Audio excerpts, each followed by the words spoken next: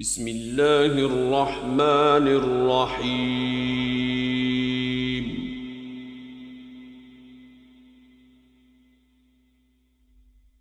الحمد لله الذي أنزل على عبده الكتاب ولم يجعل له عوجا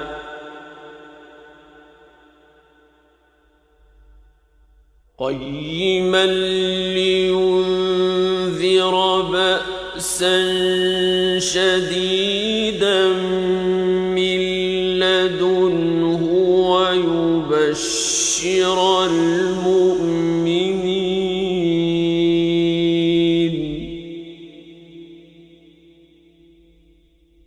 ويبشر المؤمنين الذين يعملون الصالحات أن لهم أجرا حسنا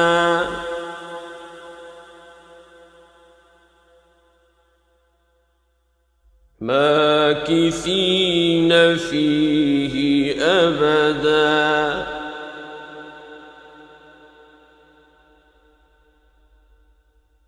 وينذر الذين قالوا اتخذ الله ولدا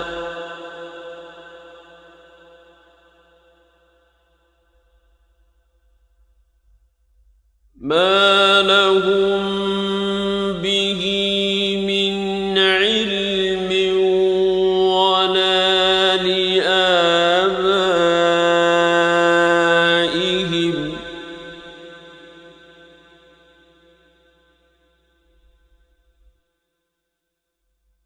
كبرت كلمة تخرج من أفواههم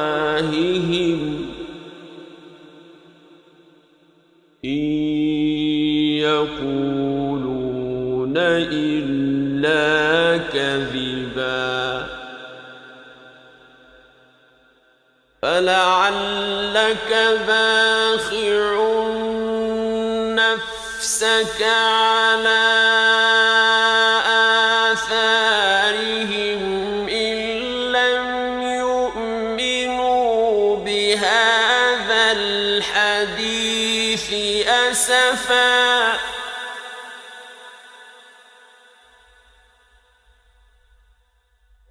إنا جعلنا ما على الأرض زينة لها لنبلوهم أيهم أحسن عملا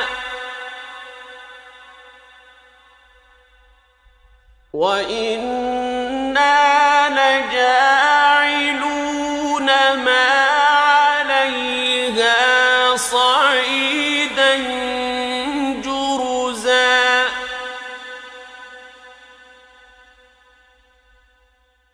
أم حسبت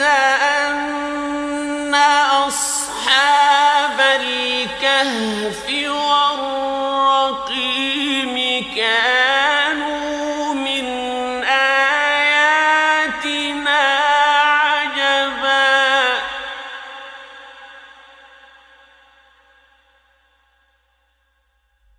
إذ أوى الفتية إلى الكهف فقالوا ربنا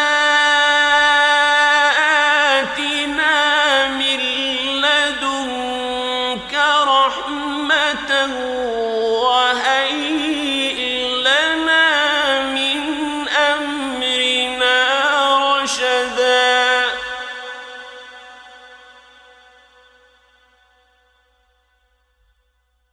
فضربنا على آذانهم في الكهف سنين عددا ثم بعثناهم لنعلم أي الحزبين أحصى لما لبثوا أمدا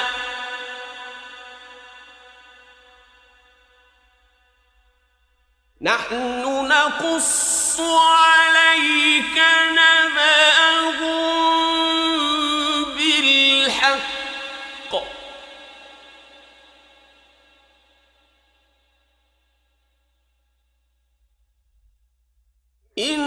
إنهم فتية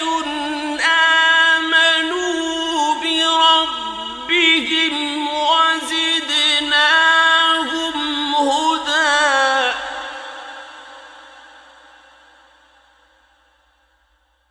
وربطنا على قلوبهم إذ قاموا فقالوا ربنا رب السماوات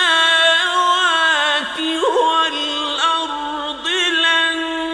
ندعو من دونه إلها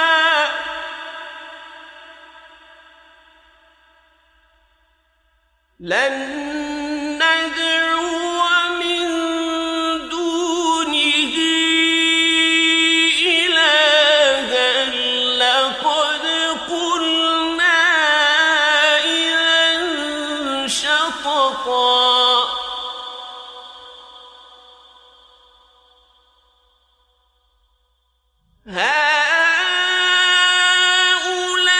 هؤلاء قومنا اتخذوا من دونه آلهة لولا يأتون عليهم بسلطان بين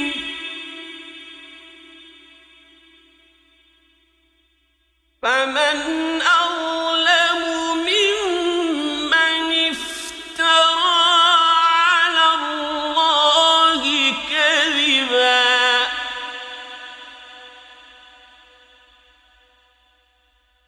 وإذ اعتزلتموهم وما يعبدون إلا الله فأووا إلى الكهف ينشر لكم ربكم من رحمته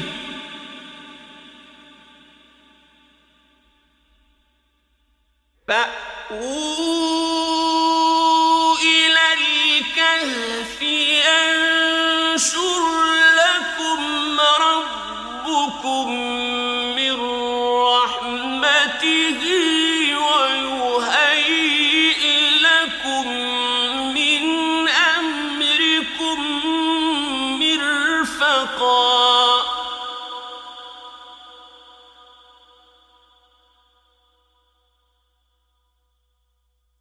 وترى الشمس إذا طلعت تزاور عن كهفهم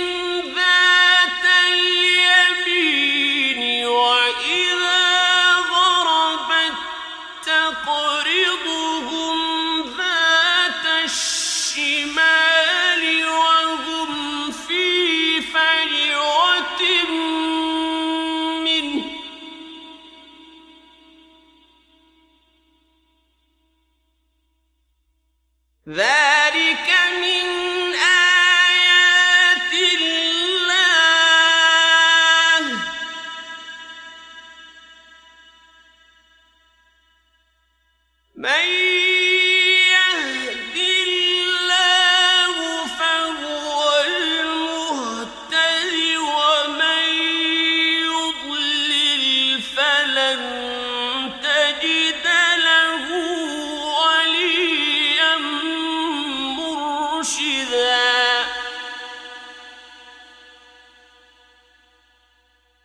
وتحسبهم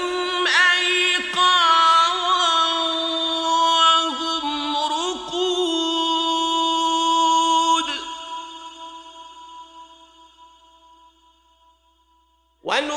ونقلبهم ذات اليمين وذات الشمال وكلبهم باسط ذراعيه بالوصيد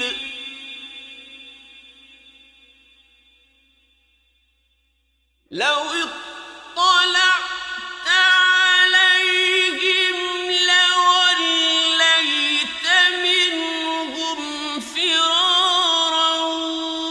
ولملئت منهم رعبا وكذلك بعثناهم ليتساءلوا بينهم قال قائل منهم كم لبثتم قالوا لبثنا يوما أو بعض يوم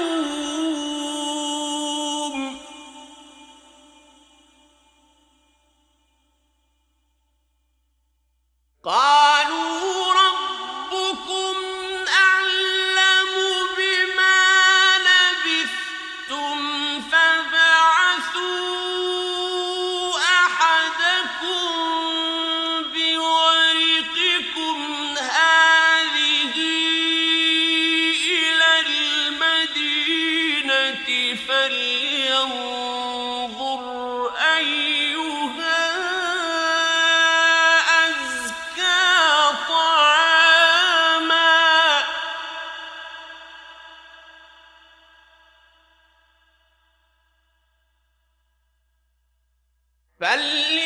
فلينظر أيها أزكى طعاما فليأتكم برزق منه وليتلطف ولا يشعرن بكم أحدا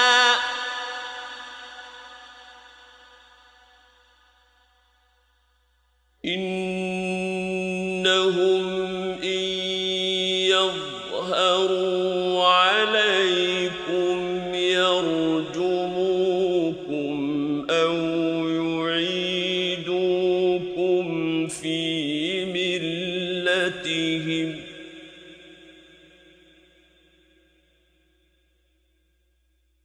يرجموكم أو يعيدوكم في ملتهم ولن تفلحوا إذا أبدا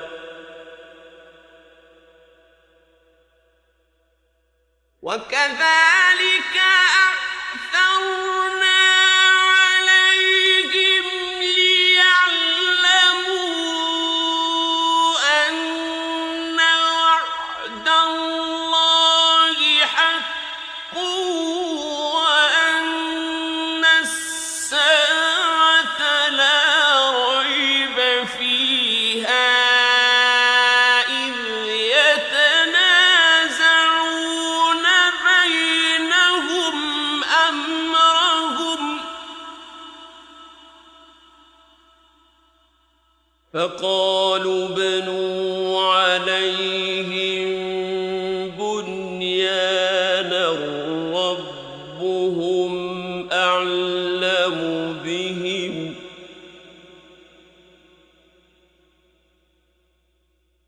قال الذين غلبوا على أمرهم لنتخذن لنتخذن عليهم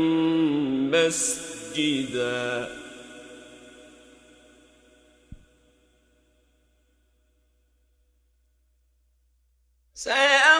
سيقولون ثلاثة رابعهم كلبهم ويقولون خمسة سادسهم كلبهم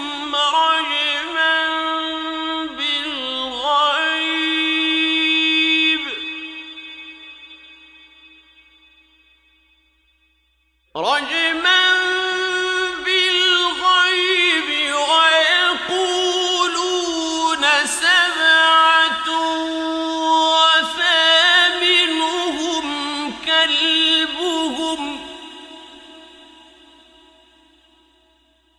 قل ربي أعلم بعدتهم ما يعلمهم إلا قليل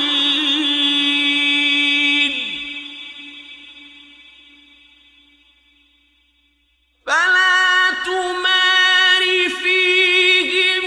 إلا مراء ظاهرا ولا تستفت فيهم منهم أحدا ولا تقولن لشيء إني فاعل ذلك غدا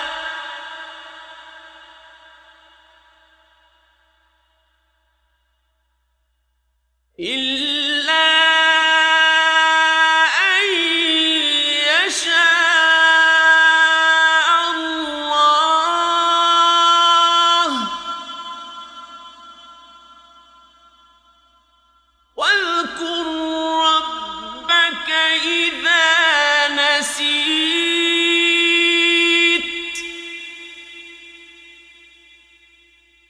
وقل عسى أن يهديني ربي لأقرب من هذا رشدا ولبثوا في كهفهم 300 سنين وازدادوا 9 قل الله أعلم بما لبثوا له غيب السماوات والأرض أبصر به وأسمع ما لهم من دونه من ولي ولا يشرك في حكمه أحدا واتل ما أوحي إليك من كتاب ربك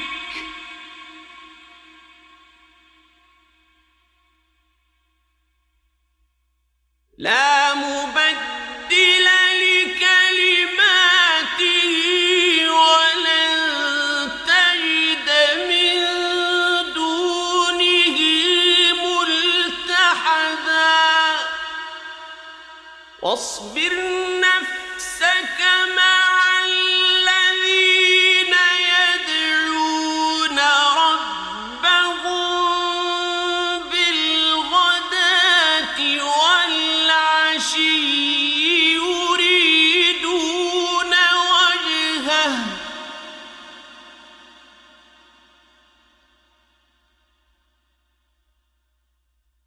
ولا تعد عيناك عنهم تريد زينة الحياة الدنيا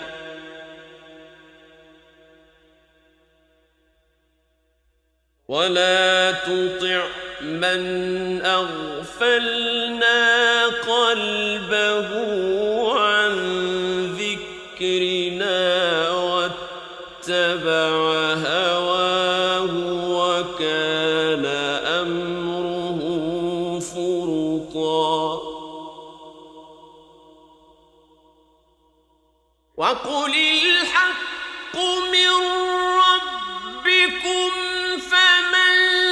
شاء فليؤمن ومن شاء فليكفر إنا أعتدنا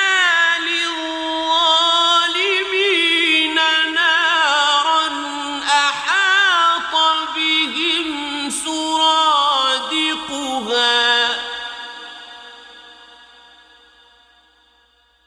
وإن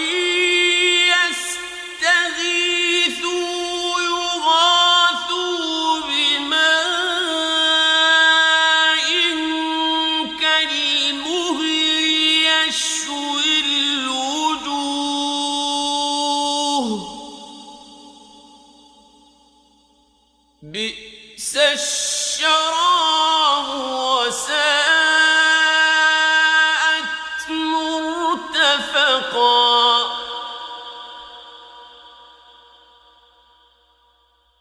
إن الذين آمنوا وعملوا الصالحات إنا لا نضيع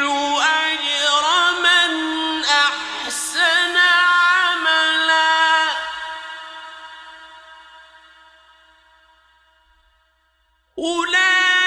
أولئك لهم جنات عدن تجري من تحتهم الأنهار يحلون فيها من أساور من ذهب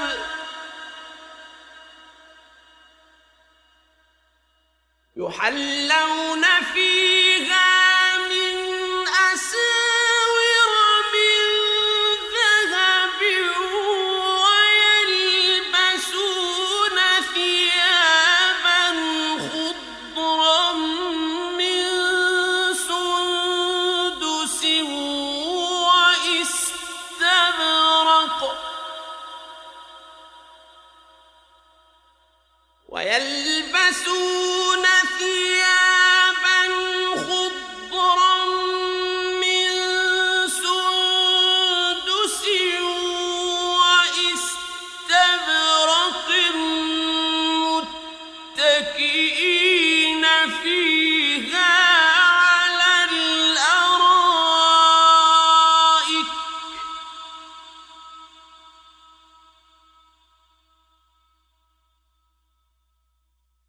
نعم الثواب وحسنت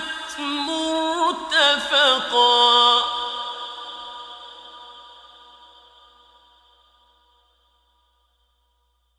واضرب لهم مثلا رجلين جعلنا لأحدهما جنتين من أعناب وحففناهما بنخل وجعلنا بينهما زرعا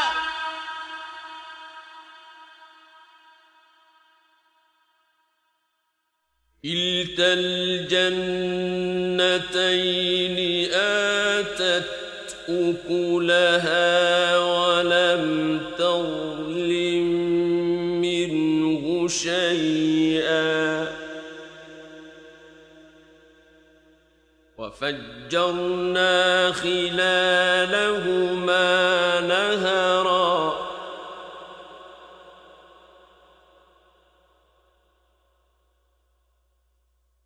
وكان له ثمر فقال لصاحبه وهو يحاوره أنا أكثر منك مالا وأعز نفرا ودخل جنته وهو ظالم لنفسه قال ما أظن أن تبيد هذه أبدا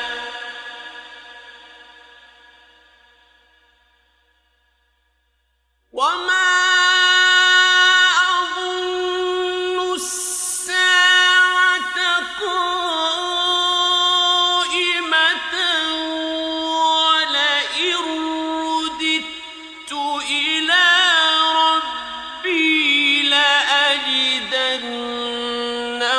خيرا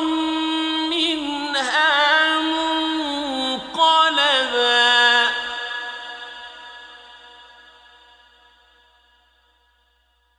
قال له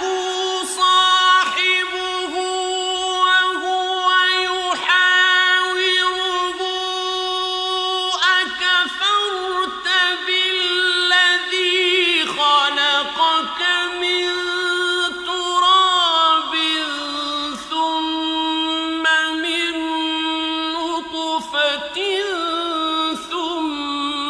سواك رجلا لكن هو الله ربي ولا أشرك بربي أحدا ولولا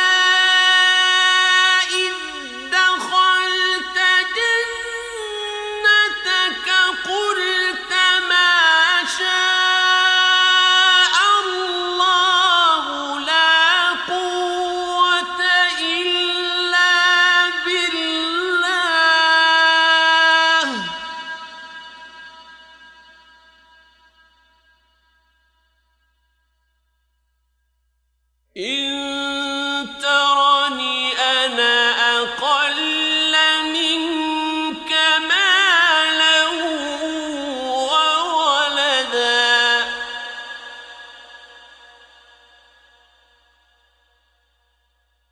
فعسى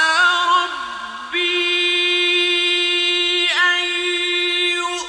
يؤتيني خيرا من جنتك ويرسل عليها حسبانا من السماء فتصبح صعيدا زلقا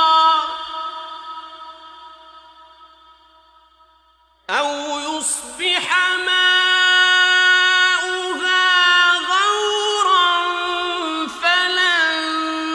تستطيع له طلبا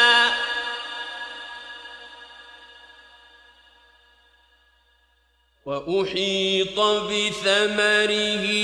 فأصبح يقلب كفيه على ما أنفق فيها وهي خاوية على عروشها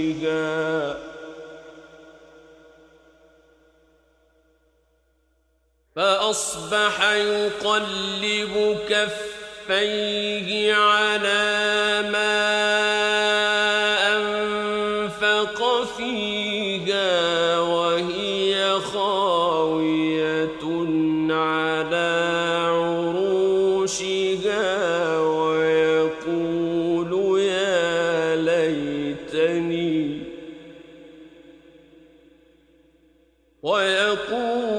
يا ليتني لم أشرك بربي أحدا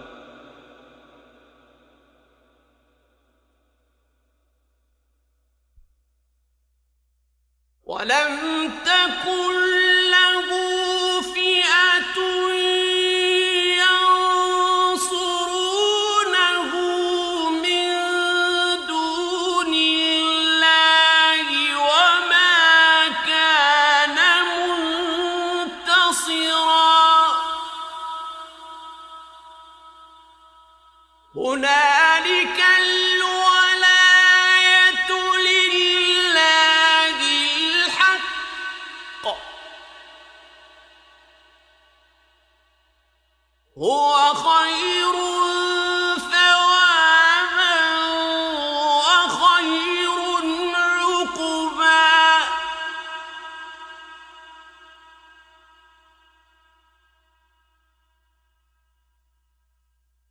واضرب لهم مثل الحياة الدنيا كماء أنزلناه من السماء فاختلط به نبات الأرض فأصبح هشيما تذروه الرياح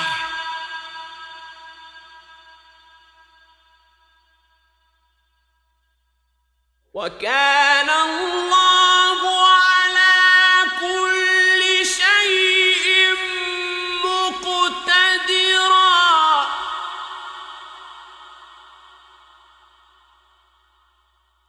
المال والبنون زينة الحياة الدنيا والباقيات الصالحات خير عند ربك والباقيات الصالحات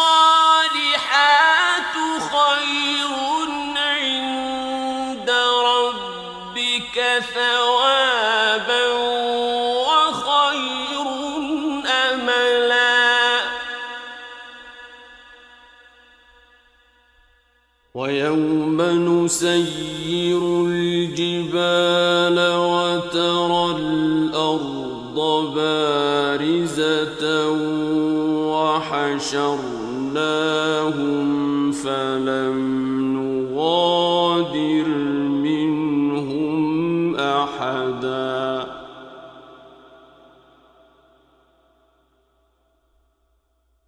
وعرضوا على ربك صفا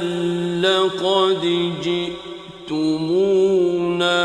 كما خلقناكم أول مرة بل زعمتم أن لن نجعل لكم موعدا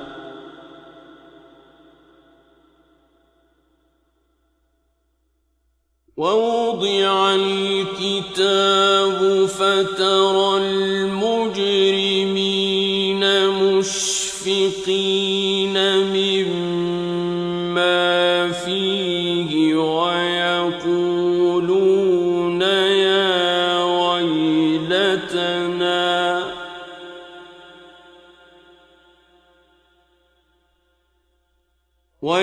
ويقولون يا ويلتنا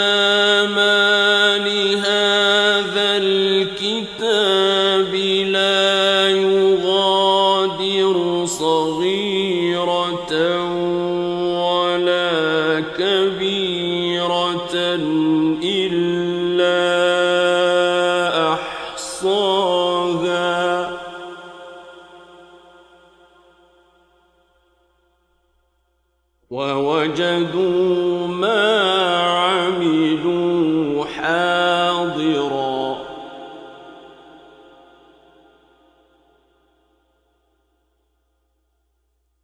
ولا يظلم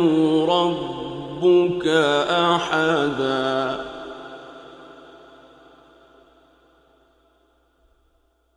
وإذ قلنا للملائكة اسجدوا لآدم فسجدوا إلا إبليس كان من الجن ففسق عن أمر ربه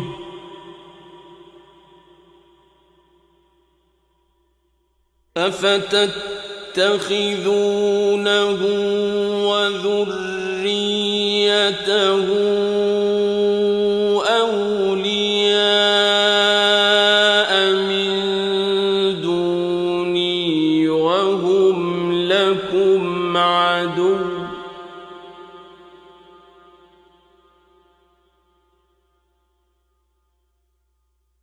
بئس للظالمين بدلا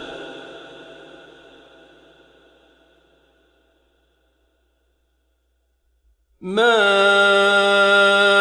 أشهدتهم خلق السماوات والأرض ولا خلق أنفسهم وما كنت متخذ المضلين عضدا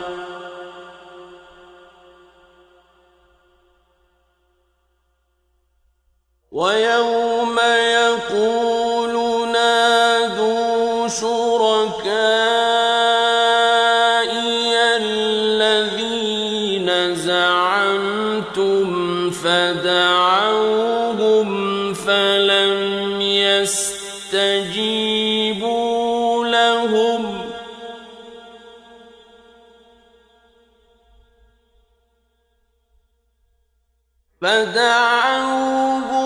فلم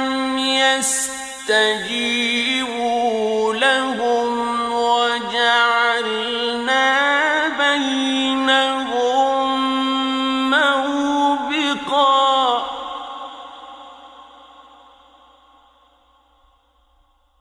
ورأى المجرمون النار فظنوا أنهم مواقعوها ولم يجدوا عنها مصرفا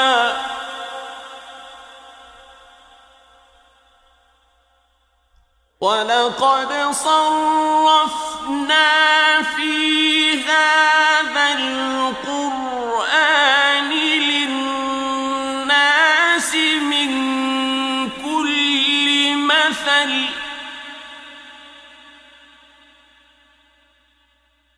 وكان الإنسان أكثر شيء جدلا وما منع الناس أن يؤمنوا إذ جاءهم الهدى ويستغفروا ربهم إلا أن تأتيهم سنة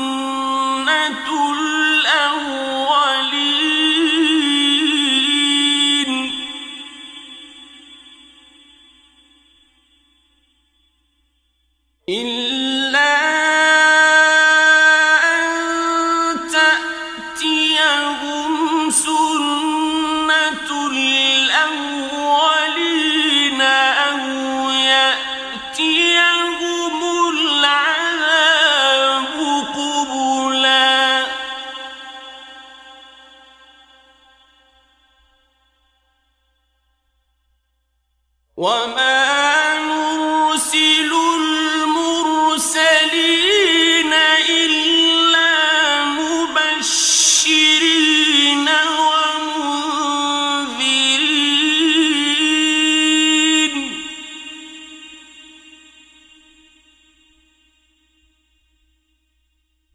ويجادل الذين كفروا بالباطل ليدحضوا به الحق واتخذوا آياتي وما أنذروا هزوا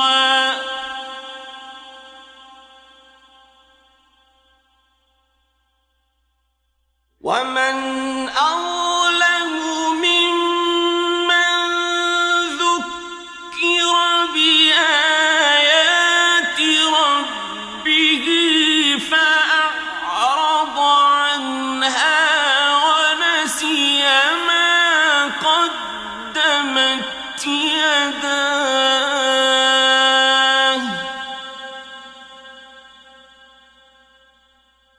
إنا جعلنا على قلوبهم أكنة أن يفقهوه وفي آذانهم وقرا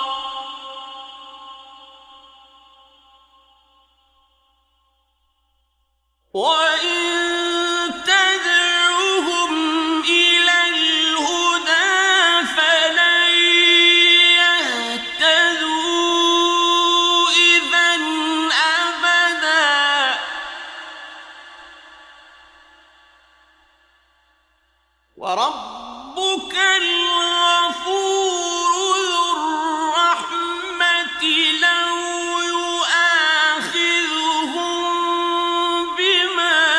كسبوا لعجل لهم العذاب بل لهم موعد لن يجدوا من دونه موئلا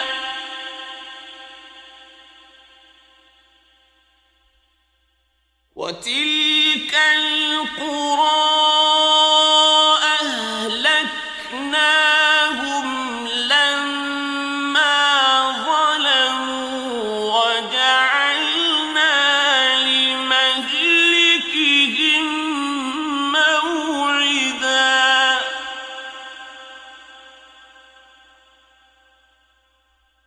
وإذ قال موسى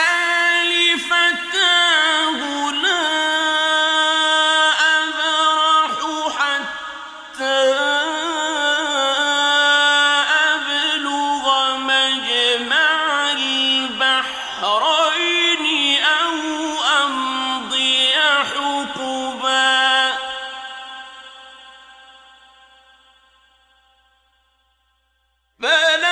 فلما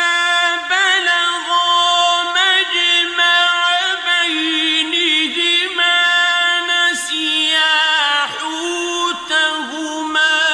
فاتخذ سبيله في البحر سربا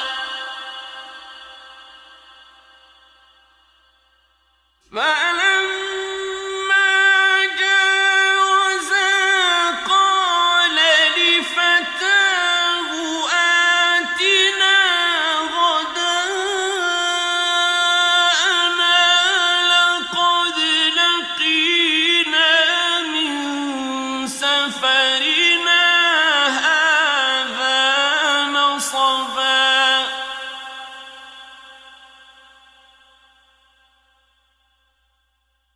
قال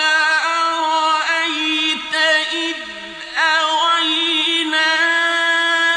إلى الصخرة فإني نسيت الحوت وما أنسانيه إلا الشيطان أن أذكره واتخذ سبيله في البحر عجبا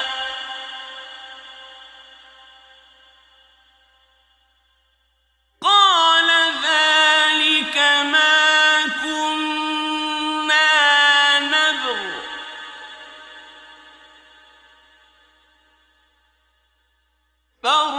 فارتدا على آثارهما قصصا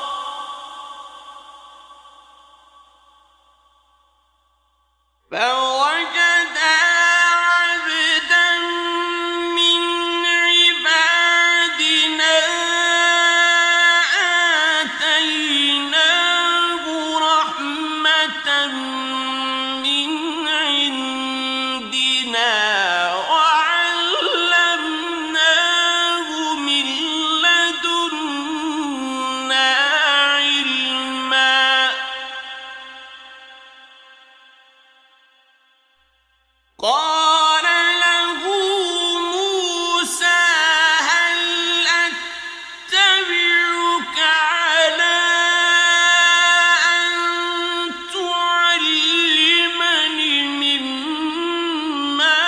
علمت رشدا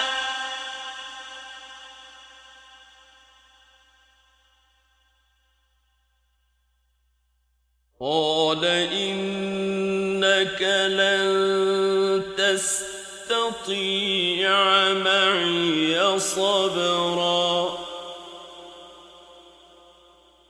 وكيف تصبر على ما لم تحط به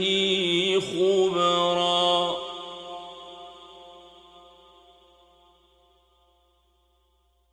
قال ستجدني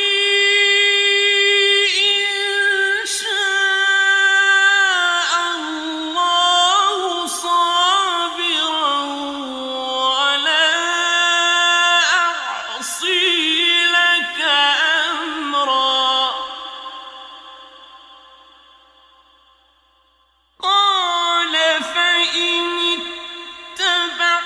اتبعتني فلا تسألني عن شيء حتى أحدث لك منه ذكرا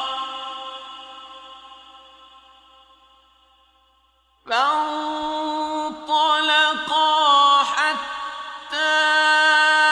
إذا ركبا في السفينة خرقها قال أخرقتها لتغرق أهلها لقد جئت شيئا إمرا قال ألم أقل إنك لن تستطيع معي صبرا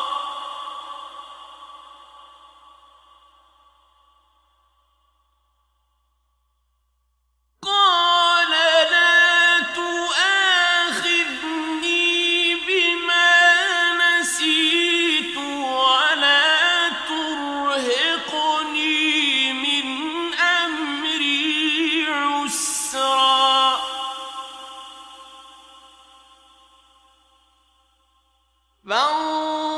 فانطلقا حتى إذا لقيا غلاما فقتله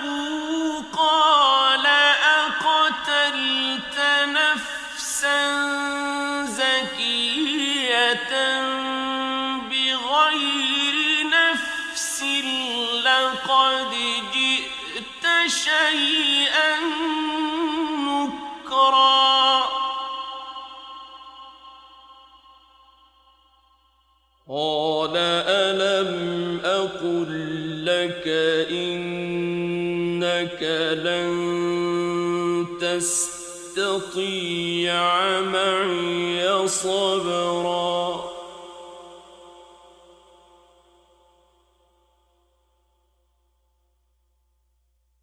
قال إن سألتك عن شيء بعدها فلا تصاحبني قد بلغت من لدني عذرا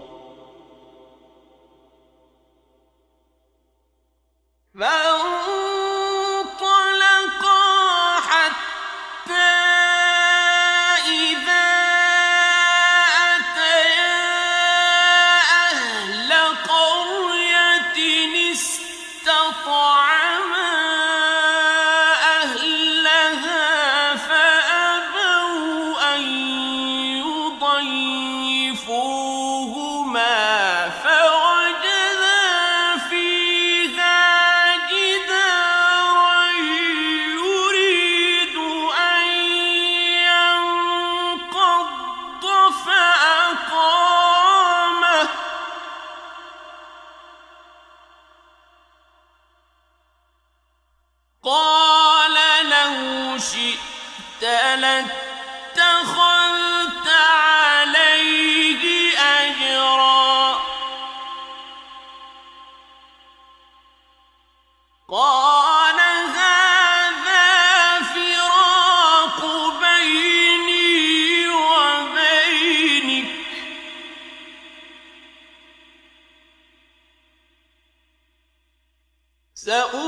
سأنبئك بتأويل ما لم تستطع عليه صبرا أما السفينة فكانت لمساكين يعملون في البحر فأردت أن أعيبها وكان وراءهم ملك يأخذ كل سفينة غصبا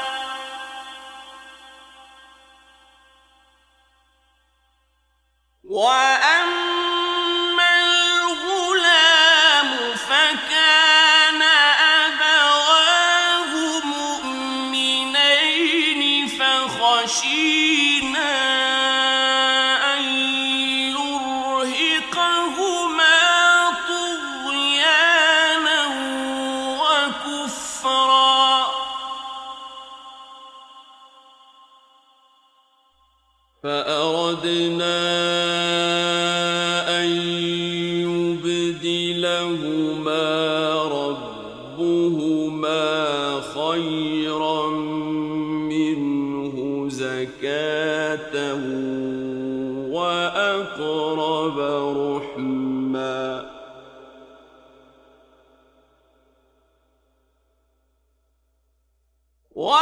وأما الجدار فكان لغلامين يتيمين في المدينة وكان تحته كنز لهما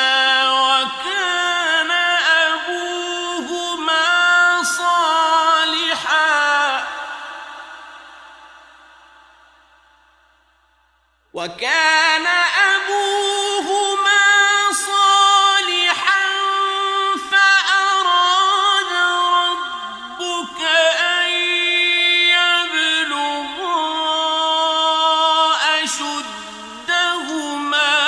ويستخرجا كنزهما رحمة من ربك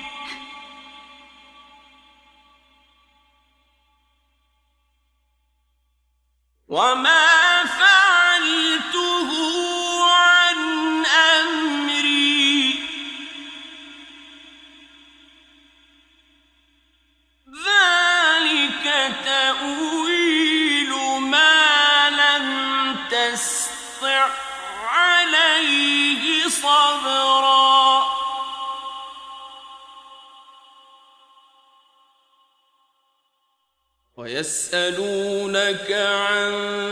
ذي القرنين قل سأتلو عليكم منه ذكرا إنا مكنا له في الأرض وآتيناه من كل شيء سببا فأتبع سببا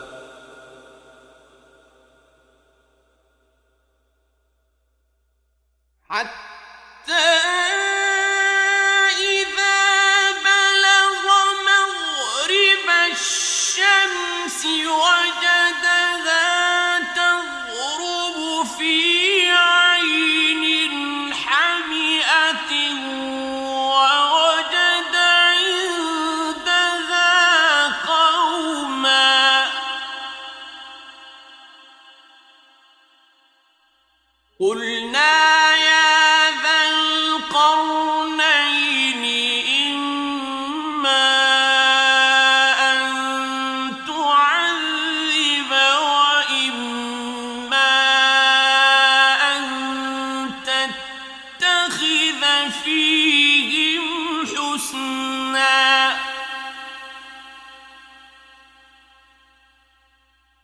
قال أما من ظلم فسوف نعذبه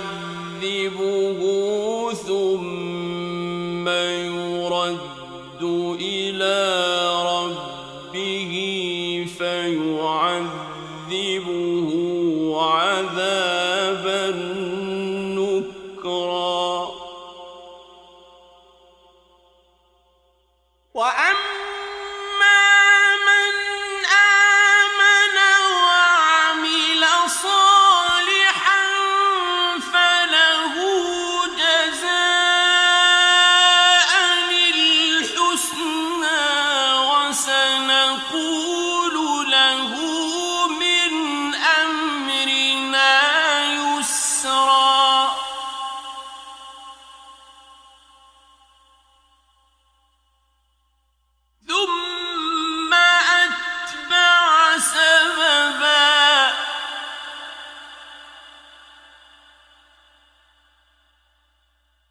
حتى إذا بلغ مطلع الشمس وجدها تطلع على قوم لم نجعل لهم من دونها سترا كذلك وقد أحطنا بما لديه خبرا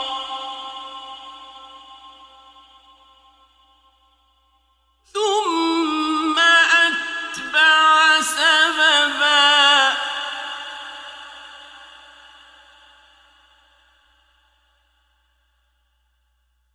حتى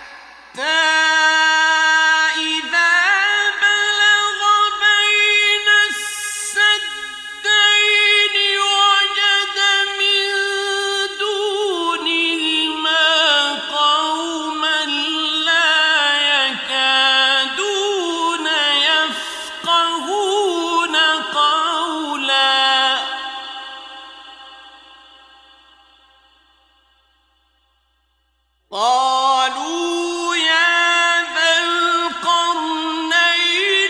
إن يأجوج ومأجوج مفسدون في الأرض فهل نجعل لك خرجا على أن تجعل بيننا سدا قال ما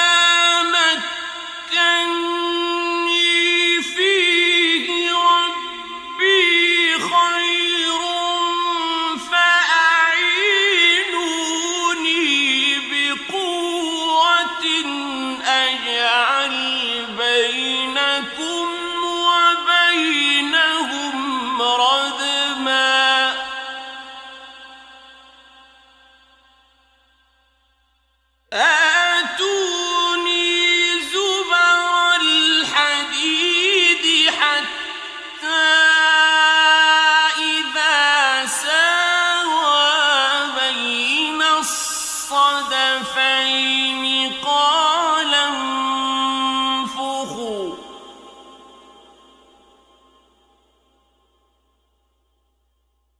حتى إذا ساوى بين الصدفين قال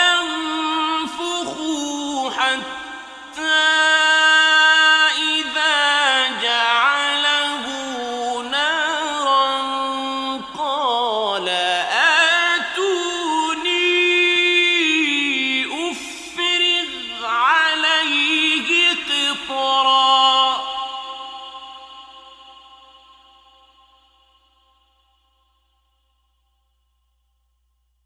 فما استطاعوا أن يظهروه وما استطاعوا له نقبا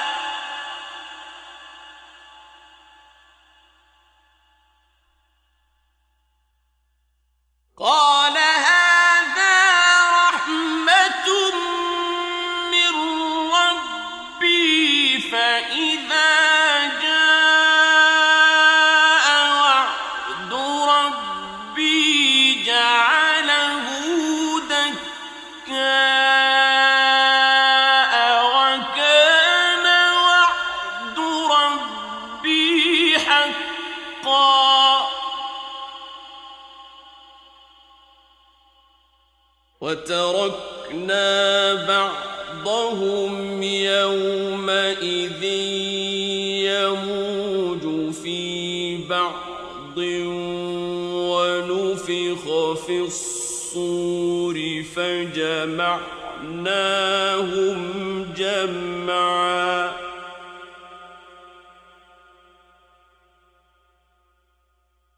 وعرضنا جهنم يومئذ للكافرين عرضا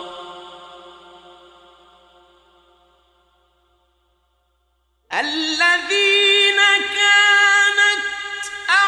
أعينهم في غطاء عن ذكري وكانوا لا يستطيعون سمعا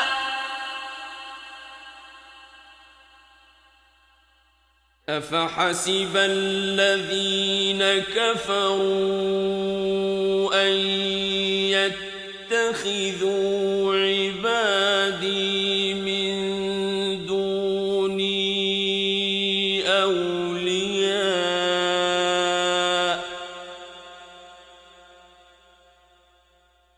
إنا أعتدنا جهنم للكافرين نزلا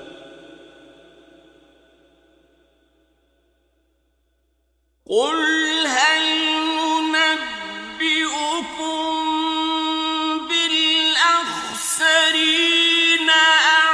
أعمالا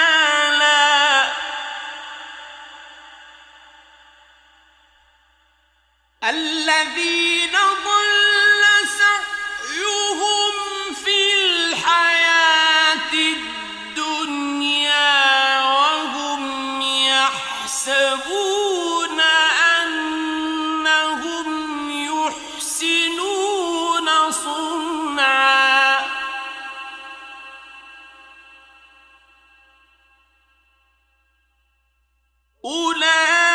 أولئك الذين كفروا بآيات ربهم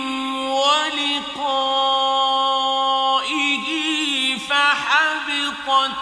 أعمالهم فلا نقيم لهم يوم القيامة وزنا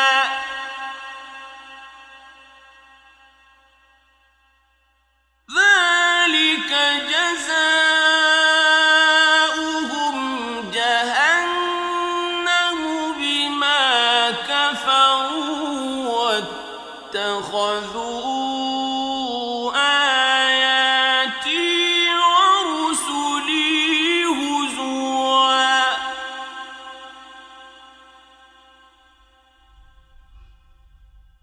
إن الذين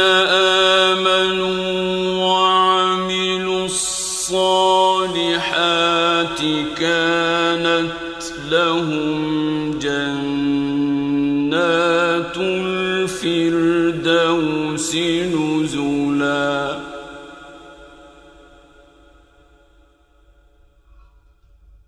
خالدين فيها لا يبغون عنها حولا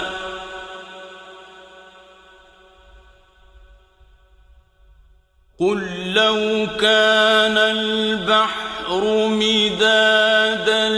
لكلمات ربي لنفد البحر قبل أن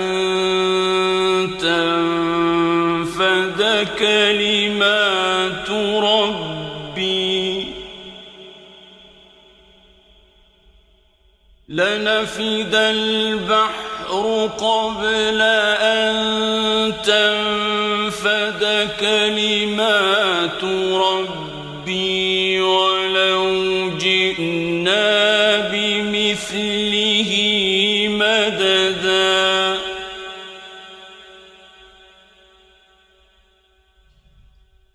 قل إنما أنا بشر مثلكم يوحى إلي أنما إلهكم إله واحد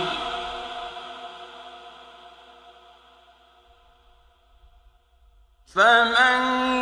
كان يرجو لقاء ربه فليعمل عملا صالحا ولا يشرك بعبادة ربه أحدا